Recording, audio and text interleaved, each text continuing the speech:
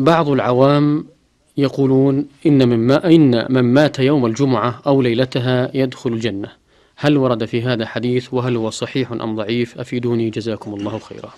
لا يصح في ذلك شيء عن النبي صلى الله عليه وسلم على الإطلاق، فإن وقت الوفاة لا يكون سببا في دخول الجنة مطلقا،